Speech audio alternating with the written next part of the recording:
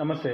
ఈరోజు అసెంబ్లీలో జరిగిన పరిణామాలు చూస్తే రాజకీయ నాయకులు చెప్పే విషయాలు నమ్మాలో నమ్మకూడదు అర్థం కావడం లేదు.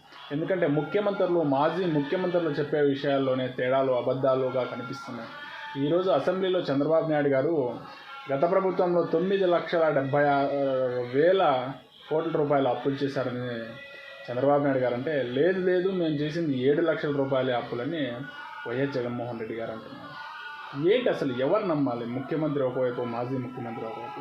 రాష్ట్రంలో ఇంత పెద్ద స్థాయిలో ఉన్న వాళ్ళే రెండు మాటలు చెప్తే ఏది నిజం ఏది అబద్ధం? ఒకవైపు సాక్షినేమో 7 లక్షల కోట్లని చూపిస్తుంది, ఈనాడు ఆంధ్రజ్యోతి ఏమో 9 లక్షలు. ఏ పేపర్ నమ్మాలి, ఏ పేపర్ నమ్మకూడదో ప్రజలకైతే అర్థం కాలేదు.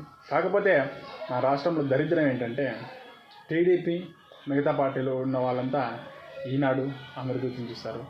జగన్మోహన్ రెడ్డి గారి సిప్పు తేజస్ అంతా సాక్షిని నమ్ముతారు. ఏ పార్టీ వాళ్ళు ఆ పార్టీకి అనుకూలంగా